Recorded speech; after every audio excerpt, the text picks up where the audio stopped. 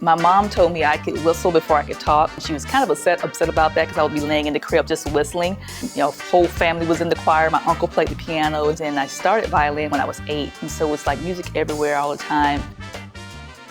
I'm actually an ethnomusicologist, so that's a big fancy word for I study music and culture. I'm looking at African American music specifically. I do a lot with African American sacred music in the mega churches, as well as the rise of praise and worship, and also looking at Black cultural change through music. What is it doing as African Americans are progressing from decade to decade?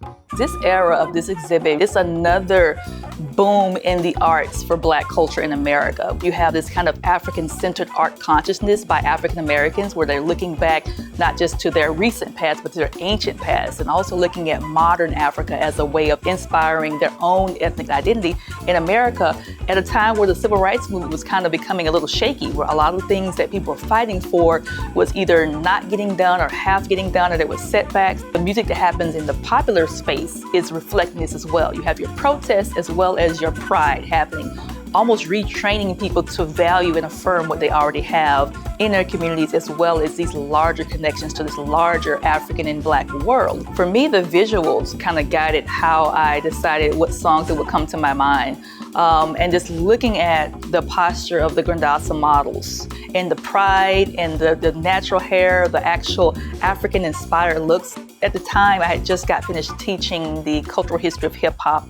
And in that class, we talked about a lot of the African influences in hip hop. During the semester, we lost the greats like Tony Allen. Madu Dibango also passed in the same time period. So I was like, well, I'm gonna put them there because when you think about Kwame going to Africa and others going to Africa, they were going to see Fela, they were going to see Tony Allen.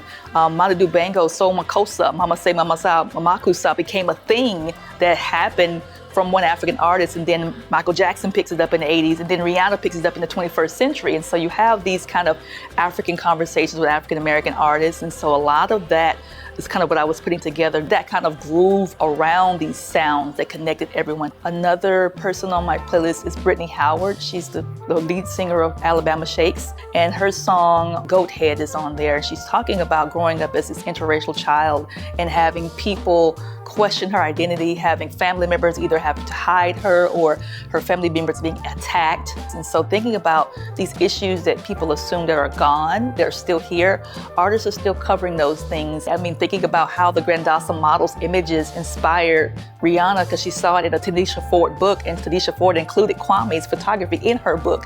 We get to see that when we come here. So this is very much a way to get at this rich, layered aspect of Black life of that time period that we're really literally setting the ground for what we're seeing today in a lot of popular culture.